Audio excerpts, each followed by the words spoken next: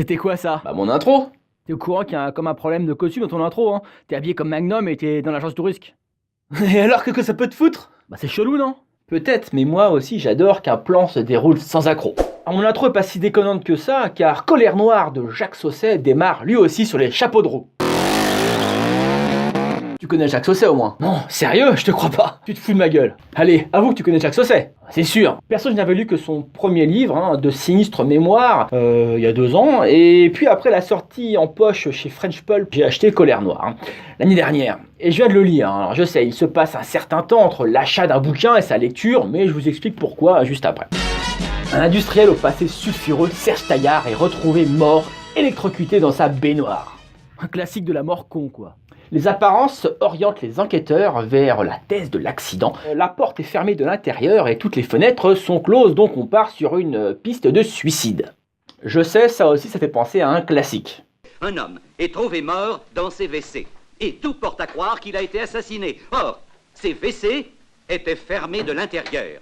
Suite aux diverses investigations et grâce à Lisa Hélin, une jeune recrue, l'homicide est démontré. L'enquête est alors confiée à Magne. Taillard a tout un tas d'ennemis potentiels, donc l'enquête ne va pas être facile. C'est pas facile.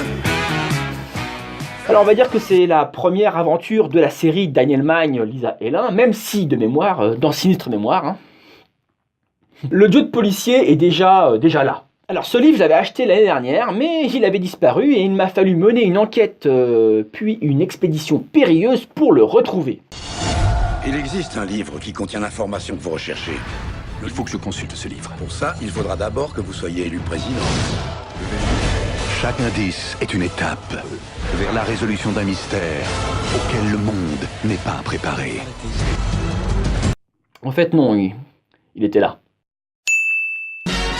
Alors je le dis tout de suite, j'ai kiffé ce bouquin. Même si l'univers de Jacques Sausset, pour ce que j'en ai lu pour le moment, est loin de la littérature noire que j'ai l'habitude de lire. Je sais, je le dis à chaque fois, mais mon kiff c'est le roman noir américain sans vraiment de trame policière. Alors pour revenir à Colère Noire, l'écriture est classique. Classique, c'est pas du Balzac, mais c'est pas non plus du James Ellroy, c'est classique, fluide et rythmé. Je sais, tu en as ras-le-bol des duos d'enquêteurs, hommes-femmes, le flic alcoolo qui divorce, la flic qui a la niaque, mais là pour le coup ça marche plutôt pas mal. Surtout que la flic qui a la niaque, on ne la voit pas tant que ça dans ce premier épisode. Et puis entre nous, va pas me dire que t'en as marre, parce que tu kiffes les duos de flics hommes-femmes que tout oppose dans les séries télé, genre Castle, Mentaliste, Mulder et Scully. Tiens, pendant que j'y suis, je vais mettre quelques références de films, comme je sais que... comme on m'a dit que tu ne savais pas lire. Ah bah je déconne. En plus c'est con parce que j'ai pas vraiment de référence de film à donner, hormis bien sûr les WC étaient fermés de l'intérieur et peut-être sur certains éléments scénaristiques, La Résistance de l'air, le film de Fred Grivois avec l'excellentissime Reda Kateb. Alors côté intrigue, quelques petites ficelles dans la construction du roman et les rebondissements, qui d'ailleurs sont nombreux, les rebondissements, pas les ficelles, sinon j'aurais dit nombreuses. Et les ficelles permettent de faire un livre bien ficelé. Donc au final, il y a plein de rebondissements qui ne laissent aucun temps mort. Et la dernière pièce du puzzle qui arrive juste à la fin, c'est parfait. Le lecteur se balade de Paris à Sens, de New York à Johannesburg, chez Roy dans Lyon. Un peu comme ça. Monaco, les Seychelles, Los Angeles, Melun. Une écriture rythmée, des personnages bien construits, une intrigue bien ficelée et des rebondissements palpitants. Allez, ciao ciao.